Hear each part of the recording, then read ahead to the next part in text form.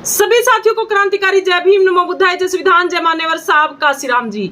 साथियों, पूरे भारत देश के अंदर हर दिन आए दिन किस प्रकार के मामले सामने आ रहे हैं कि किस प्रकार से जबरदस्ती लोगों के हक अधिकार छीने जा रहे हैं। गरीब, शोषित, वंचित समाज, मुस्लिम समाज के साथ क्या हो रहा है। अब फिलहाल की आपको ताजा खबर बताएं तो इस देश के अंदर 6 ऐसे राज्य हैं जिनके अंदर जो कि रोडों के ऊपर लोग उतर आए हैं। वहीं नेपाल वाला मामला इस भारत देश के अंदर होने की जो चांस है वो पूरा है। गोदी मीडिया खबर है वो नहीं दिखा रही है। मध्य प्रदेश के अंदर आप देखिए किस प्रकार से जो आंदोलन छेड़ने के लिए लोग किस प्रकार रोडों के ऊपर है। जम्मू कश्मीर के अंदर आप देखिए, असम के अंदर देखिए, लखनऊ के अंदर देखिए, किस प्रकार से बिहार के अंदर, तमाम राज्यों के अंदर किस प्रकार से लोग अपने हक अधिकारों के लिए रोडों के ऊपर है। नेपाल के अंदर आप सोच रहे होंगे कि वहां पर कुछ ऐसी ऐप जो बंद करने पर वहां पर इस प्रकार का प्रदर्शन हुआ होगा। नहीं, ऐसी बात नहीं है। ये मुद्दा तो है ही है, इसके पीछे कई ऐसे कारण है जिसके कारण इतना बड़ा बवाल नेपाल के अंदर दिखाई दिया और वहां पर सत्ता का तख्ता पलट करके दिखाया है उन नौजवानों ने। तो इस प्रकार से वहां पर क्या कुछ ऐसी बात थी जो इस प्रकार का आंदोलन नेपाल के लोगों ने करना पड़ा, नेपाल के युवाओं ने करना पड़ा, जो कि प्रधानमंत्री इस्तीफा देने के ऊपर मजबूर हो गए। और किस प्रकार से प्रधानमंत्री की पत्नी जो प्रधानमंत्री का आवास के ऊपर इस प्रकार जनता के द्वारा मामला किए जाने पर उनकी जान चली जाती है। और किस प्रकार से संसद आपने देखी होगी, पूरी की पूरी खबर सोशल मीडिया के माध्यम से आपने देखा होगा। और जो गोदी मीडिया जो उन लोगों का साथ देते थे, जो लोग जातिवादी मानसिकता के लोग, जो गरीब, शोषित, वंचित समाज के हक अधिकारों को खा रहे थे। नेपाल के अंदर 29 में से 28 प्रधानमंत्री और मुख्यमंत्री और जो बड़े बड़े पोस्टों के ऊपर अगर देखे जाए तो ब्राह्मण और क्षत्रिय समाज के सबसे ज्यादा वहां पर मौजूद थे। और गरीब, शोषित, वंचित समाज किस प्रकार से वहां गरीबी के अंदर जी रहा था, उनके हक अधिकारों को छीना जा रहा था। और अब वहां पर एक ऐसा माहौल स्कूल और कॉलेज के बच्चों ने और पूरी जनता ने वहां पर तैयार किया और वहां पर सत्ता का तख्ता पलट है वो करके दिखाया। अब भारत के अंदर भी क्या हो रहा है, भारत के अंदर भी तो यही तानाशाही चल रही है। हरियाणा के अंदर आपने देखा होगा, मनीषा बहन का मामला आपने देखा होगा कि किस प्रकार से उस बहन के साथ क्या हुआ और उसका बिल्कुल भी न्याय देने के लिए सरकार आगे नहीं आई। किस प्रकार से लोगों को गुमराह करने की कोशिश की गई, लेकिन लोग गुमराह नहीं हुए। लोगों को पता है कि उस बहन के साथ क्या हुआ है और कहां पर हुआ है। तो इस प्रकार से साथियों आपने देखा होगा उस बहन को किस प्रकार से ऐसी घटना के अंदर वो बहन पाई गई एक नहर के किनारे पे और हरियाणा के अंदर। और जो हरियाणा सरकार और पूरे भारत की सरकार किस प्रकार से उसकी जांच को भी बदल के रख देती है। लेकिन ये सभी का सभी हरियाणा के और पूरे भारत के लोगों ने देखा। अब आपकी जो ताजा खबर हम आपको बताएं कि किस प्रकार से इलाहाबाद हाईकोर्ट की लखनऊ खंडपीठ ने जो डबल बेंच ने किस प्रकार से अनुसूचित जाति जनजाति के लोगों का जो आरक्षण, जो 4 कॉलेज ऐसे हैं जिनके अंदर आरक्षण मिलता था मेडिकल कॉलेजों के अंदर, वो अंबेडकर, कन्नौज, जालौन और सहारनपुर के सरकारी मेडिकल कॉलेजों के अंदर अनुसूचित जाति और जनजाति के लोगों को आरक्षण की व्यवस्था थी। लेकिन इलाहाबाद की हाईकोर्ट की लखनऊ खंडपीठ ने किस प्रकार से उस आरक्षण को खत्म करने का काम किया है। भाई चंद्रशेखर आजाद ने पत्र लिखकर इलाहाबाद हाई कोर्ट को किस प्रकार से चेताया, लेकिन भाई चंद्रशेखर आजाद की भी उन लोगों ने नहीं सुनी। वो लोग अपनी किस प्रकार से मनमानी कर रहे हैं, वो लोग जनता की नहीं सुन रहे हैं और किस प्रकार से वोटों की चोरी करके इस देश के अंदर सत्ता के अंदर आते हैं। कि ये जनता किस प्रकार वोटों के टाइम पे भी रोडों के ऊपर रहती है कि बैलेट पेपर से चुनाव हो, बैलेट पेपर से चुनाव हो, लेकिन ये सरकार एक भी नहीं सुन रही है। इसी प्रकार नेपाल की सरकार भी नहीं सुन रही थी। आज नेपाल की सरकार के अंदर क्या हुआ आप देख सकते हैं। किस प्रकार से नेताओं को, अधिकारियों को रोडों के ऊपर भगा के किस प्रकार से जनता के द्वारा क्या हो रहा है सोशल मीडिया के माध्यम से आप देखिए। तो ये जो इलाहाबाद लखनऊ की हाई कोर्ट की जो ये खंडपीठ की जो डबल बेंच है, इसने जो ये जो 4 कॉलेजों के अंदर, सरकारी कॉलेजों के अंदर जो आरक्षण मिलता था, उस फैसले को, उस आरक्षण को निरस्त करने के फैसले को बरकरार रखा, उस फैसले को नहीं माना। तो भाई चंद्रशेखर आजाद ने किस प्रकार से दोबारा पोस्ट करके क्या कुछ कहा है कि ये निर्णय न सिर्फ शोषित वर्ग के साथ अन्याय है, बल्कि उन शर्तों से विश्वासघात है जिनके आधार पर इन संस्थानों की स्थापना हुई थी। ये फैसला बाबा साहब भीमराव अंबेडकर के सामने सर झुकाने वाली माननीय योगी आदित्यनाथ सरकार के दोहरे चरित्र को भी उजागर करता है, क्योंकि मेरे संज्ञान में आए हैं कि सरकार की तरफ से पक्ष रखने वालों ने भी हाई कोर्ट के इस फैसले पर सहमति जताई है। यानी कि इनकी जो मिली जुली भगत, जो इनकी वैचारिक सहमति एक ऐसी बन गई है कि हर तरफ आप कहीं पर भी चले जाएं, इनकी वैचारिक सहमति ऐसी बन गई है कि हाई कोर्ट, सुप्रीम कोर्ट, चपरासी से लेकर जज तक इनके किस प्रकार से लोगों का कब्जा हो गया है, इन्होंने अपने लोग भर दिए गए हैं और उनकी वैचारिक सहमति एक ऐसी मजबूत बना दी गई है। तो आप देख सकते हैं कि किस प्रकार जो हरियाणा के अंदर बहन मनीषा का जो मामला हुआ, उसके अंदर जो जहर वाली दुकान, जिसके ऊपर जहर की दवाइयां मिलती है, उस दुकान वाले को भी किस प्रकार से कहा कि आपको ये कहना है, और उसने हामी भर दी कि यहां से वो बहन लेके गई थी, लेकिन कैमरों को उजागर नहीं किया, न तो कॉलेज के कैमरों को उजागर किया, और न ही जो इस प्रकार से कोई ऐसे सबूत सामने लेके आए, मेडिकल रिपोर्टों को बदल दिया गया। और इस प्रकार से आप देख सकते हैं कि ये किस प्रकार सरकार तानाशाही कर रही है।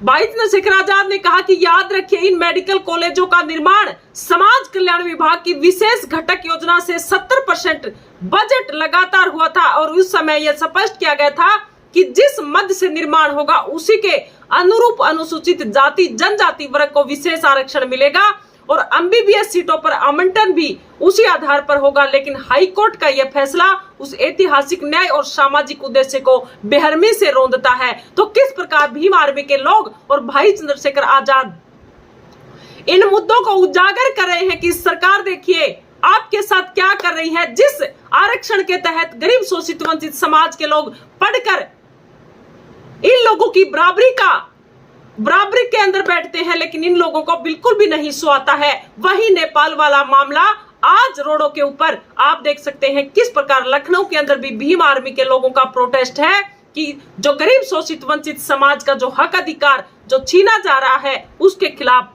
जो रोडों के ऊपर जनता उतरी हुई है, चाहे वो मध्य प्रदेश हो, बिहार हो, लखनऊ हो, असम हो, जम्मू कश्मीर हो, कई ऐसे राज्यों के अंदर। लेकिन गोदी मीडिया खबर को नहीं दिखाएगी, इन खबरों को गोदी मीडिया बिल्कुल भी नहीं दिखाएगी।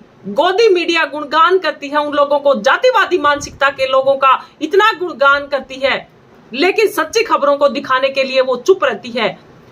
अब देखिए भाई चंद्रशेखर आजाद क्या कहते हैं कि आजाद समाज पार्टी समाज के जागरूक लोगों और संगठनों से तालमेल बनाकर हाई कोर्ट के इस फैसले को माननीय सुप्रीम कोर्ट में चुनौती तो देंगे ही, लेकिन साथ ही योगी आदित्यनाथ सरकार से अपील करती है कि अगर वास्तव में वे अपने आप को दलित हितैषी कहती है तो इस बात को साबित करे और विधानसभा में कानून बनाकर इन 4 मेडिकल कॉलेजों का विशेष आरक्षण है वो बरकरार रखे।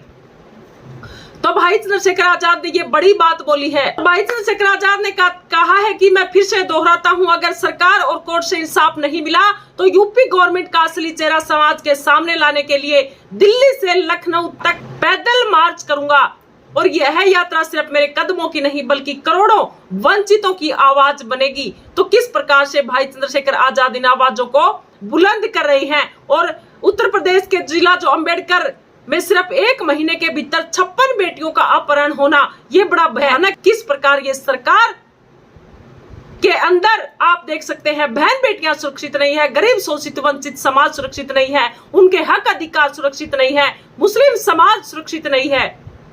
किस प्रकार इस देश के अंदर बस एक ही रट लगा के रखे हैं कि इस देश को हिंदू राष्ट्र बनाया जाएगा। हिंदू राष्ट्र बनाने के लिए इस देश के अंदर दिल्ली से लेकर वृंदावन की यात्रा निकाली जा रही है, लेकिन इन लोगों को ये नहीं पता जब नेपाल वाला मामला इस देश के अंदर होगा तो सबसे पहले नंबर उन लोगों का आएगा जो इस देश के अंदर इस प्रकार का काम, जो संविधान के खिलाफ जो काम करते हैं, ये हम आपको बता देते हैं। तो इस प्रकार से भाई चंद्रशेखर आजाद ने उन बेटियों को लेकर कहा है कि अगर बेटियां सुरक्षित नहीं है तो आपके मिशन शक्ति और बेटी बचाओ के नारे ये आखिर किसके लिए हैं? ये जो आप लोग जो झूठ बोलते हैं मोदी सरकार की, जो इनके खिलाफ असम के अंदर भी बहुत बड़ा प्रोटेस्ट है वो किया जा रहा है। तो भाई चंद्रशेखर आजाद लगातार इन मामलों के अंदर आवाज उठा रहे हैं और भाई चंद्रशेखर आजाद ने जो बाढ़ जहां जहां पर भी आई है, पूरे भारत देश के अंदर जहां पर भी बाढ़ आई है, तो वहां पर भाई चंद्रशेखर आजाद ने वहां की भी आवाज को बुलंद किया है और कहा है कि भारत के विभिन्न राज्यों में आई बाढ़ ने किसानों की मेहनत और जीवन को गहरा आघात पहुंचाया है, फसलों को पूरी तरह नष्ट कर दिया है। धान, बाजरा, मक्का, दलहन, गन्ना, सब्जियां और हरे चारे जैसी फसलें बर्बाद होने से किसान कर्ज के अंदर और भूख की मार झेल रहे हैं। अनेक किसानों ने साहूकारों और बैंकों से कर्ज लेकर फसल बोई थी, जो अब पानी के अंदर डूबकर वो खत्म हो गई है। तो भाई चंद्रशेखर आजाद ने बड़ी 5 मांगे रखी हैं किसान भाइयों के लिए भी, वो भी हम आपके सामने बता रहे हैं। तो भाई चंद्रशेखर आजाद ने कहा कि स्थिति है कि खेत सूने हो गए हैं, घरों में खाने तक का संकट हो गया है, बाढ़ ग्रस्त इलाकों में बीमारियां फैल रही हैं, प्रशासनिक राहत कार्य कागजों तक सीमित है और मुआवजा अब तक किसानों तक भी नहीं पहुंचा है। तो ये सभी का सभी मामला है, ये पूरे भारत देश के अंदर और विदेशों के अंदर भी लोग देख रहे हैं। जो इन सरकारों की जो करतूतें हैं वो सभी के सभी लोग देख रहे हैं, सोशल मीडिया के माध्यम से देख रहे हैं। लेकिन गोदी मीडिया इन खबरों को कभी भी नहीं दिखाएगी। गोदी मीडिया बढ़ा चढ़ाकर उन लोगों की बातें ही बताएगी जो इस देश के अंदर जातिवादी मानसिकता के जो लोग हैं, जो इस देश के अंदर जोर लगा रहे हैं कि इस देश को हिंदू राष्ट्र बनाया जाएगा, इस देश को संविधान को गलत बताया जाता है, लेकिन उन लोगों के हक अधिकारों को किस प्रकार से छीना जा रहा है। और मैं इस देश की उस जनता से भी कहना चाहूंगी, जो ये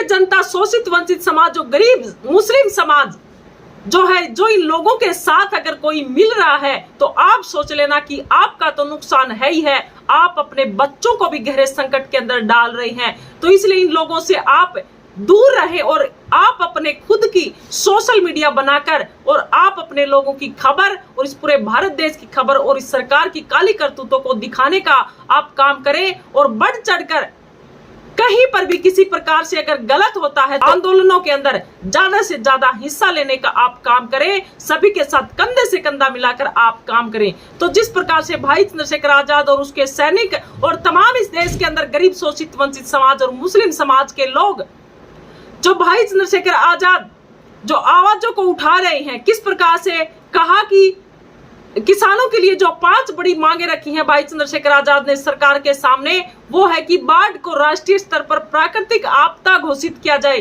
ताकि किसानों को कानूनी और आर्थिक दोनों स्तर पर पर्याप्त सहायता मिल सके।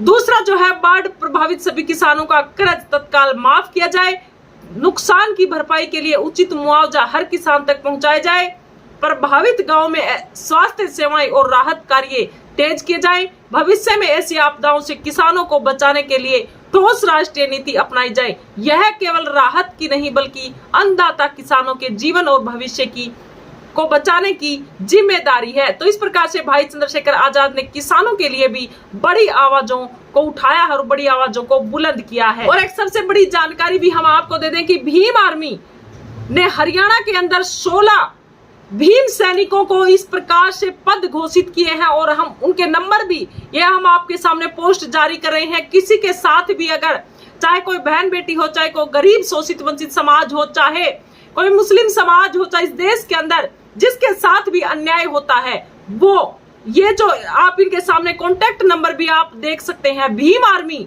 आपका पूरा साथ देगी और भीम आर्मी आपको न्याय दिलाने के लिए सबसे आगे रहेगी। तो ये पूरी की पूरी आप लिस्ट देख सकते हैं। ये हरियाणा के अंदर इन सैनिकों को ये पद घोषित किए गए हैं भाई चंद्रशेखर आजाद के द्वारा। जो राकेश वाल्मीकि है वो हिसार प्रदेश उपाध्यक्ष बनाए गए हैं। इनके मोबाइल नंबर भी आप नोट कर सकते हैं। सतपाल सिंह सिरसा प्रदेश उपाध्यक्ष बनाए गए हैं। श्रीमान नकुल जी पलवल प्रदेश उपाध्यक्ष बनाए गए हैं और श्रीमान संतलाल अंबेडकर जी हिसार से प्रदेश महासचिव बनाए गए हैं। श्रीमान संदीप कुमार जींद प्रदेश महासचिव बनाए गए हैं। श्रीमान जोगिंदर सिंह जी यमुना नगर प्रदेश सचिव है। दर्शन सिंह जी कैथल प्रदेश सचिव बनाए गए हैं। सुनीता कुमारी करनाल से प्रदेश सचिव है। नरेश कुमार पानीपत प्रदेश सचिव है सज्जू राम, अंबाला प्रदेश सचिव है अंकुर सागर जी, प्रदेश कार्यकारिणी सदस्य घोषित किए गए हैं नरेंद्र सिंह, पंचकुला प्रदेश कार्यकारिणी सदस्य डिम्पल कुमार जी, पानीपत प्रदेश कार्यकारिणी सदस्य और रमेश वाल्मीकि जी, हिसार प्रदेश कार्यकारिणी सदस्य राम मेहर सिंह जी, पानीपत प्रदेश कार्यकारिणी सदस्य और जसवीर सिंह जे के बिहटा प्रदेश कार्यकारिणी सदस्य। और ये इनके मोबाइल नंबर आप इनके सामने आप देख सकते हैं। तो कहीं पर किसी भी प्रकार की अगर आपके साथ आपदा आती है या कहीं पर भी आप संकट के अंदर है तो भीम आर्मी से आप तुरंत कांटेक्ट करें और आपको पूरा का पूरा मान सम्मान के साथ आपको ये जो हक अधिकार दिलाए जाएंगे। और किस प्रकार से जो ये सरकार जो कर रही है लोगों का हक अधिकार छीनने का काम कर रही है, कहीं पर किसी के साथ जो अन्याय हो रहा है, तो ये सब जो सदस्य है जो भीम आर्मी के जो सैनिक है जिनको ये पद घोषित किए गए हैं और भी तमाम भीम आर्मी के जो कार्यकर्ता जो लगातार रोडों के ऊपर रहते हैं, वो सब मिलकर उन लोगों को न्याय दिलाने का काम करेंगे और इस देश के अंदर भीम आर्मी को आगे बढ़ाने का काम किया जाएगा। तन मन धन से इस देश के अंदर भीम आर्मी की सरकार बनाने के लिए कदम से कदम मिलाकर, कंधों से कंधे मिलाकर भाई चंद्रशेखर आजाद का साथ देकर ये जो मनुवादी सरकार है इससे छुटकारा पाकर हम अपनी सरकार बनाकर इस देश के अंदर, नेपाल के अंदर एक अच्छी सरकार बनी है। आप देख सकते हैं बौद्ध धर्म के जो अनुयायी हैं उनकी सरकार बनी है, वो प्रधानमंत्री बनाए गए हैं। और इस देश के अंदर जो गोदी मीडिया बनाए जाएंगे, जो नेपाल के अंदर आप देखेंगे तो गोदी मीडिया के घरों को भी किस प्रकार से नुकसान पहुंचाया गया है। तो ये गोदी मीडिया जो इन मनुवादी लोगों का जो साथ दे रहे हैं, तो ये अपने आप को सोच लें। और भारत देश के अंदर ये लोग बहुत डरे हुए हैं, नेपाल का जो मामला देखकर बहुत ज्यादा डरे हुए हैं। तो इस प्रकार से आप सभी साथी कमेंट करके अपनी राय प्रतिक्रिया भी जरूर दें पूरी वीडियो को देखकर। और आप लोग भी जो है अपनी प्रतिक्रिया कमेंट के माध्यम से अच्छी तरीके से बताने का काम करें। आप सभी को क्रांतिकारी जय भीम।